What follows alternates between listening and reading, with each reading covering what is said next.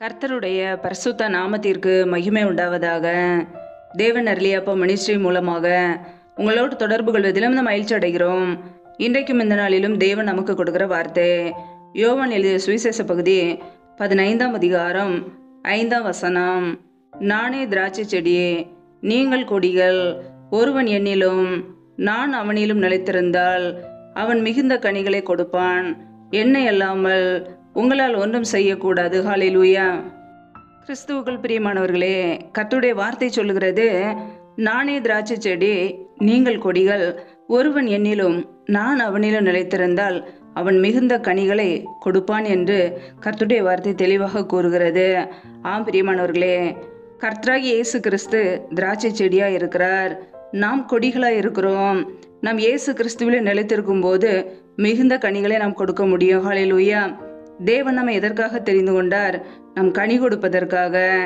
நீங்கள் என்னை தெரிந்து கொள்ளவில்லை, நான் உங்களை தெரிந்து கொண்டேன் என்கிறார்.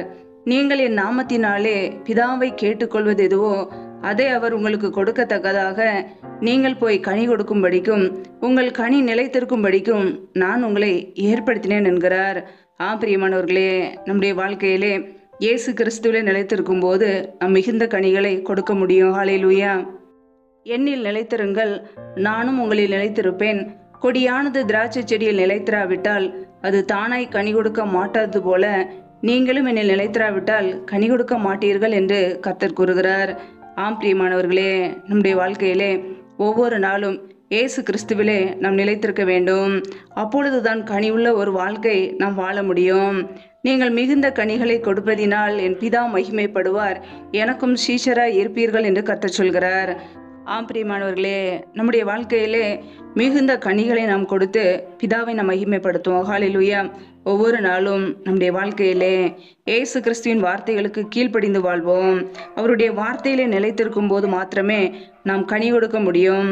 உன்னை போல் பிறனையும் நேசி என்றார். அந்த கற்பனைக்கு நாம் கீழ்ப்படிவோம். நாம் அன்பு கூறும்போது கனி கொடுக்கும்போது பிதாவானவர் மகிமைப்படுவார். பிரியமானவர்களே, திராட்சை செடியாக இயேசு கிறிஸ்துவிலே ஒவ்வொரு நாளும் நிலைத்திருப்போம், மிகுந்த கனிகளை கொடுப்போம், பிதாவானவரை மகிமைப்படுத்துவோம். ஹல்லேலூயா. கர்த்தர் தாமே இந்த வார்த்தையின்படி உங்களை ஆசீர்வதிப்பாராக.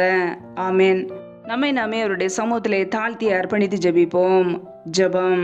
எங்களை அதிகமாய் நேசிக்கிற எங்கள் அன்பின் பரலோக பிதாவே, மை துதிக்கிறோம், ஸ்தோத்திரிக்கிறோம். அப்பா, இந்த நாளிலும் கூட நம்முடைய வார்த்தைகளோடு எங்களோடு பேசினீரே, அதற்காக ஸ்தோத்திரம். ஒவ்வொரு நாளும் கண்ணின்மணி போல எங்களை பாதுகாத்து கிருபையோடு ஜீவனோடு வைத்திருக்கிறீரே, உமக்கு நன்றி அப்பா.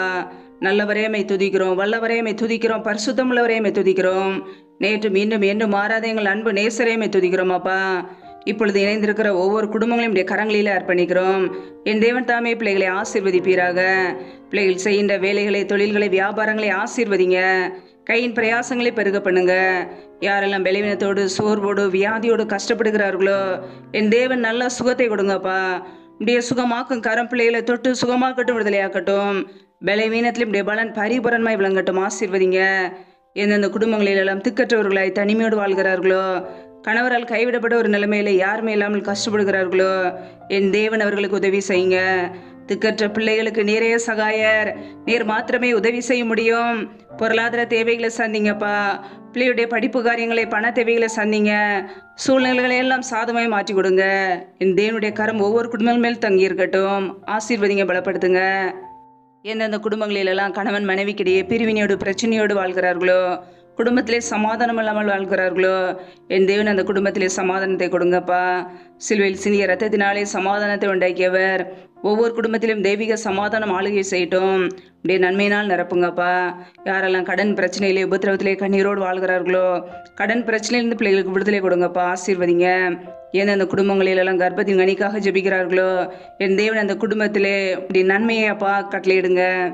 அண்ணாலே ஆசீர்வதித்தது போல பிள்ளைகளையும் ஆசீர்வதிங்க. அப்படியே கரங்களில் அர்ப்பணிக்கிறோம். யாரெல்லாம் வேலை இல்லாமல் கஷ்டப்படுகிறார்களோ பிள்ளைகள் படிப்புக்கேற்ற நல்ல வேலைகளை ஏற்படுத்தி கொடுங்கப்பா. அப்படியே கரங்களில் அர்ப்பணிக்கிறோம். இணைந்திருக்கிற ஒவ்வொரு குடும்பங்களையும் அளவில்லாமல் ஆசீர்வதிங்க. அப்படியே வல்லமினால் நிரப்புவீராக. ரீபா கபரா ஷகரக தூரி கரதரபலா ரபா கபரா சந்த ரதன கதரபலா. எங்களுடைய வாழ்க்கையிலே நம்முடைய வார்த்தைக்கு கீழ்ப்படிந்து வாழ அர்ப்பணிக்கிறோம். கனியுள்ள ஒரு வாழ்க்கை வாழ அர்ப்பணிக்கிறோம்ப்பா. திராட்சை செடியாக இயேசு கிறிஸ்துவிலே நிலைத்திருக்க எங்களுக்கு கிருபை கொடுங்க. அவருடைய வார்த்தையிலே நிலைத்திருக்க எங்களுக்கு கிருபை தாங்கப்பா. உடைய கரங்களில் எங்களை அர்ப்பணிக்கிறோம். இந்த இரவு நேரத்தில் இன்பமான நித்திரை கொடுங்க. சத்துரு கொண்டு வருகிற போராட்டங்கள், பிரச்சனைகள், தீமைகள், மரண பயங்கள், இருளின் அதிகாரங்கள், ஆபத்துகள், நாசம், மோசங்கள், தீமைகள், விக்னங்கள் எல்லாவற்றுக்கும் விலைக்கு எங்களை பாதுகாத்து கொள்ளுங்க. உடைய இரத்த கோட்டைகளே அர்ப்பணிக்கிறோம். உடைய சமுத்திரம் எங்களை தாழ்த்தி ஒப்பொழுது ஜபிக்கிறோம். எல்லா துதி கன மகிமையெல்லாம் ஒருவருக்கே செலுத்துகிறோம். இயேசு கிறிஸ்துவின் மூலம் ஜெபிக்கிறோம் ஜீவனுள்ள நல்ல பிதாவே, ஆமென். கர்த்தர் தாமே உங்களையும் உங்கள் குடும்பங்களையும் ஆசீர்வதிப்பாராக. ஆமென். Thanks for watching. Please subscribe our channel. Click the like and share. Click the bell. God bless you.